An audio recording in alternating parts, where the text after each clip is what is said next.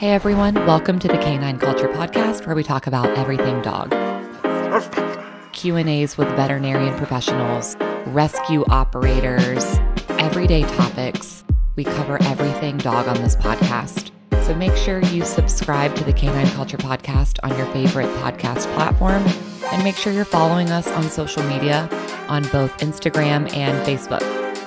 Thanks again for listening. Now here's that next episode. Hey everyone, welcome to the Canine Culture Podcast. This is your host, Brittany, and today we are featuring our special guest, Rusty. He is with Rescue Retriever. So thank you, Rusty, for being on today. Yeah, thank you very much for having me. So before we kind of jump in to Rescue Retriever, which I'm excited about, let's talk a little bit about you, who you are, and what you do. So pretty much I am a serial entrepreneur. I guess you could say. I've been actually flipping houses in Arizona for the past 10 years. That's really kind of a machine that I do with a business partner. I basically buy homes at auction and make them pretty, and then I sell them. So that's pretty much what I've been doing for the past 10 to 12 years. Okay. But I own other companies too that I kind of try to get going. But sometimes they don't, sometimes they do. But right. That's pretty much what I've been doing for the last 13 years is flipping houses in the real estate market. But cool. This company is actually from within. This is a family affair with myself and my brother Ryan. We're twin brothers, so we grew up together our entire lives. And he's a captain of the Avondale Fire Department in West Phoenix, kind of awesome. suburb out there. Yeah. Yeah. So that probably leads into how or why Rescue Retriever was started. And before we even talk about why it was started, let's first tell everyone, what is Rescue Retriever? So what Rescue Retriever is, and actually I have one here so you can see it. So it's about, see it flashing there? So that's actually what it does. But so basically what it is a smoke detector that was developed by my brother. It was his idea, that alerts firefighters when they arrive to a fire or smoke emergency. So what my brother discovered was that when they go on a call for a fire or smoke emergency and they arrive to these homes, they don't know what your home looks like inside. They don't know where your furniture is at. They don't know pretty much anything about your home. So when they arrive to the home, how would they ever know that you have a pet? They really don't. Unless you're there to tell them. But I don't think you're going to be. Most fires, you're not inside, or you're at work or when they happen. No one's really ever there. You're out of there before any of that happens. But what it does is when it senses smoke, the Rescue Retriever, it'll trigger just like a regular smoke detector, but instead of a beeping noise, the irritating noise everyone hears when they start burning food or anything like that in their house, it emits a strobe, and this strobe is constant. So it's got 10 really powerful LED bulbs in it that trigger when smoke hits the smoke chamber inside the paw. So when firefighters come to your home, essentially when they come into the front doors, there's blackout smoke conditions. So if the smoke is white, gray, or black, depending on the fire, they should be able to see our light shining bright, pretty much in any room you have. I've actually tested it, and it actually lit up my whole house. So, oh wow. Yeah. My wife came home. She's like, "What is going on?" And it's like, "Oh, just testing the product." Right.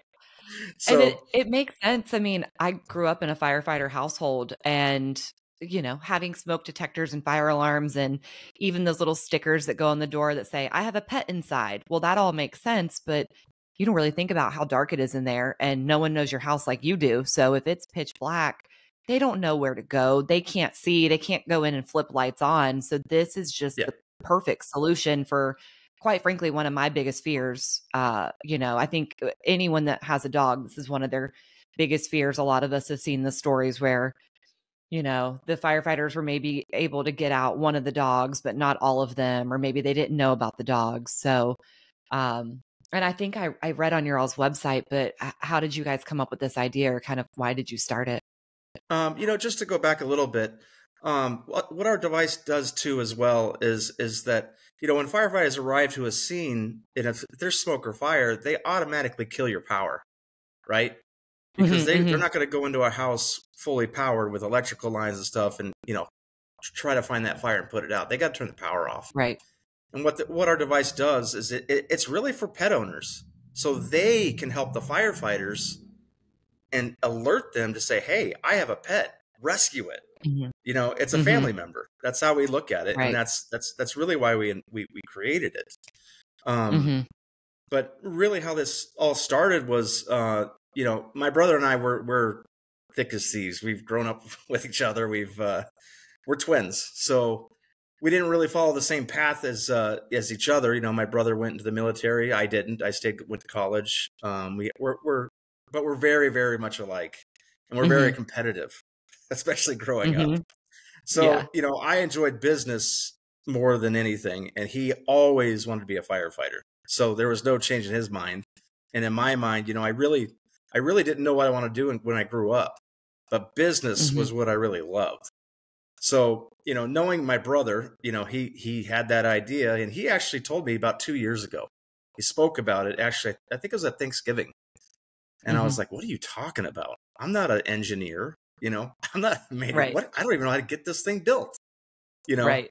But, as I did real estate and, and that's a machine in itself. And I'm kind of a perfectionist in that, and everything I kind of tackle in the entrepreneur spirit, I love the challenge. So the challenge of him coming to me saying, hey, this is it. I looked at it. I said, you know what? I think you're right about this. As far as, there's a big problem with you guys having the equipment to even save animals, So if there's a disconnect because you guys can't find these dogs and cats or pets in time, let's save them, Right. So it really got me going. And it got me thinking, and that was my drive for it. I said, I'm going to make this thing work, and because it's needed. That was the whole story. So when he came to me and said, hey, you can implement this. I know you can do it. Let's just put it together and see what we can do. So pretty much what's great about the product is now you've got the entrepreneur doing the actual product and business, but you also got the skilled firefighter that is the foresight of this product. So when he goes in houses, he is the educational purpose of this thing, and for all firefighters. Even when he was talking to his chief, he showed the product when I got finished with it. And he's like, I can't believe this hasn't ever been invented for the last 40 years of my career.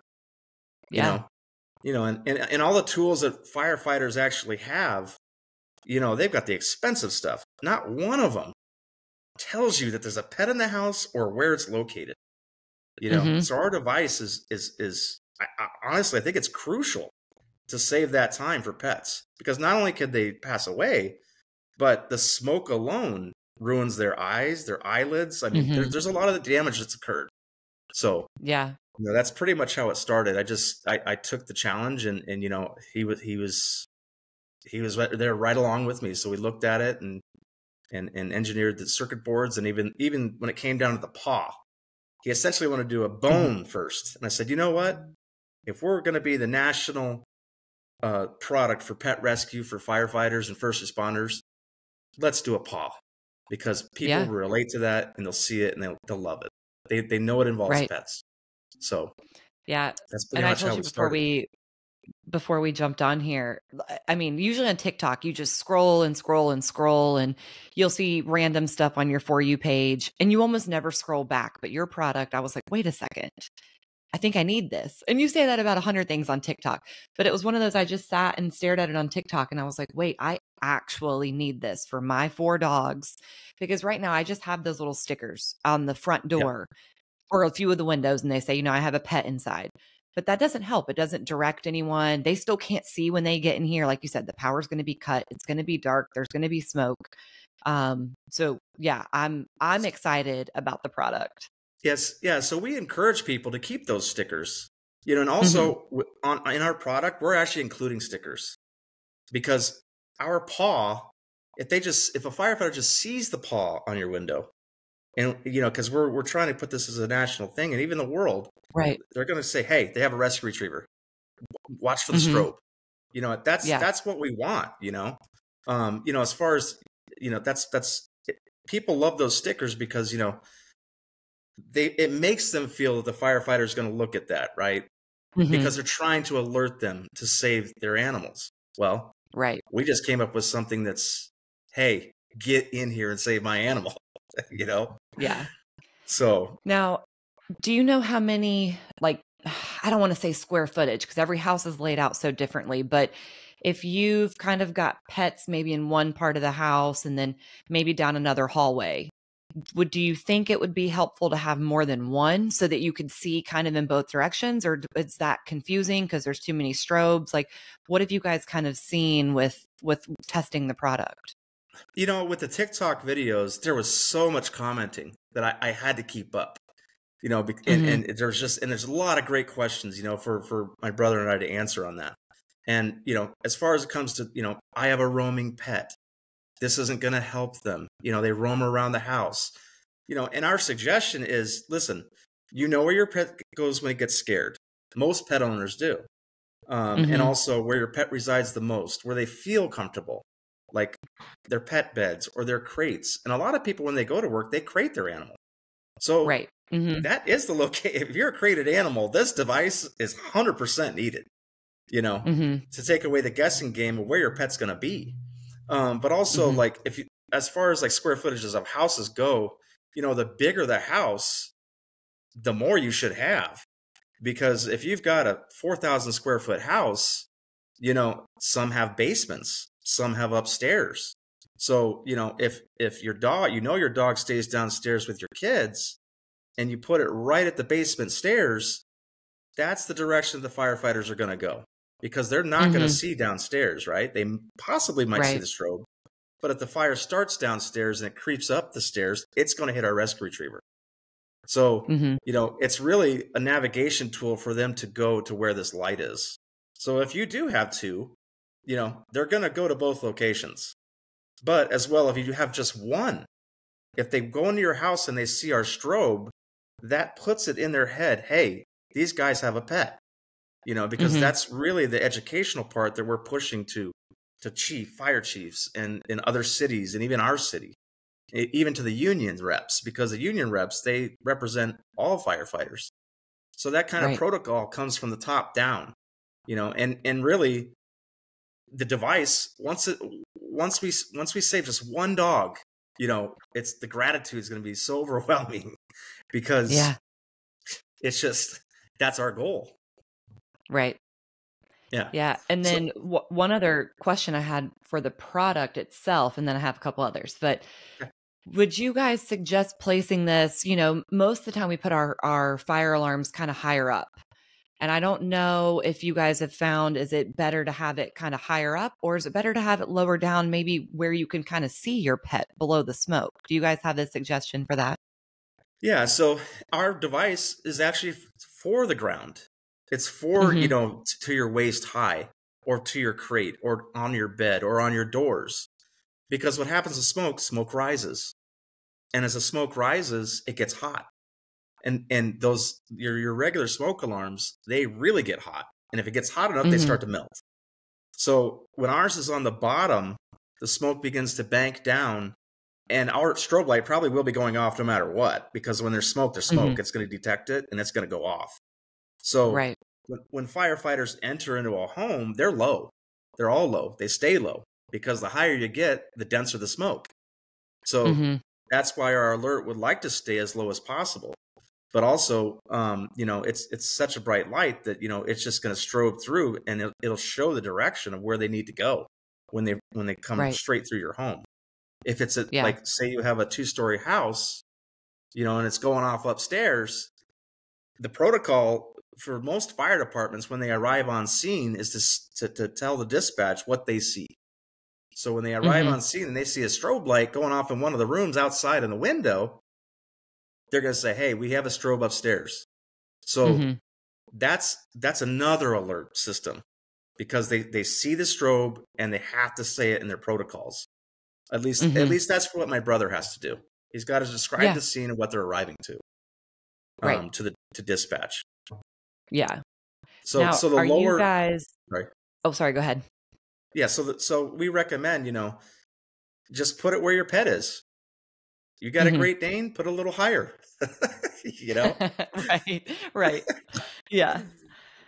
Now, are you guys working on any other products or any possible like integrations with any kind of like mobile apps or anything like that? Why are you trying to steal our secrets? I know you probably can't even tell me, but I've got a million ideas. I was like, man, for example, my Simply Safe, if my Simply Safe alarms go off, the alarm on my phone goes off. My shower actually set it off the other day and dispatch called me. But I was just thinking, man, if my rescue retriever could alert me on my phone, obviously I'd have a heart attack, but if it could alert me, and then also if it could alert, however it might go off, hey, this house has a fire, they've got pets, that kind of thing. So it sounds like you guys are on the same wavelength that I am. Yeah. So the scalability of our rescue retriever, it's huge. When I started the company, and I have we have our attorneys, because I had to put a design patent on the device, and also utility patent. I got to protect its intellectual property, all that kind of stuff. Right. He flat out said, Rusty and Ryan, I want you to think that you have $1 trillion in R&D budget, and write down everything that you think this thing can do. So that's what we did. So our focus is on pets, strictly pets, because we want to, 40,000 pets die per year.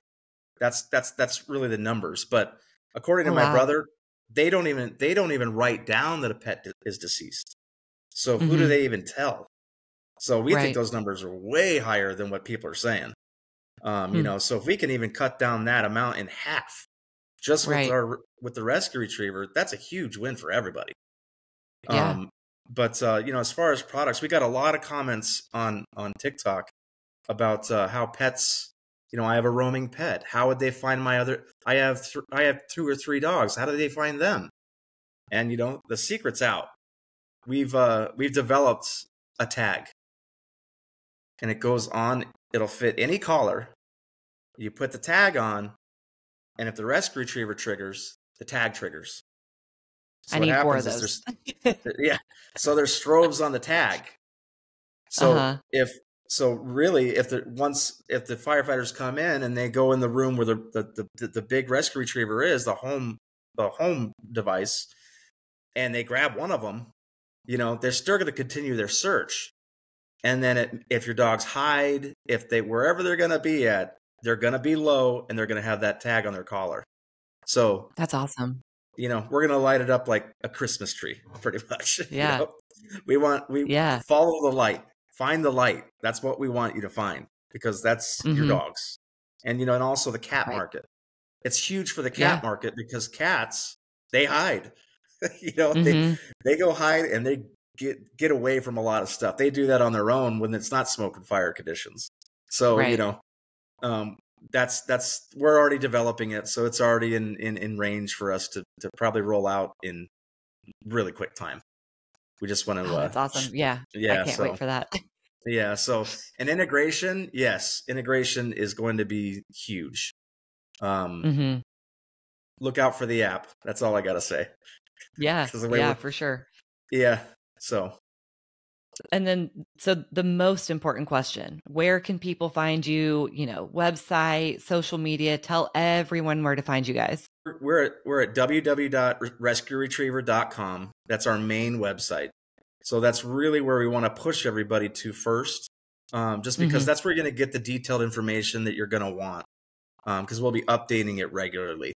Pet advice, where you should hang it, where you should place it, new products that roll out. And, we want everybody to go there first, because honestly, we're our own category.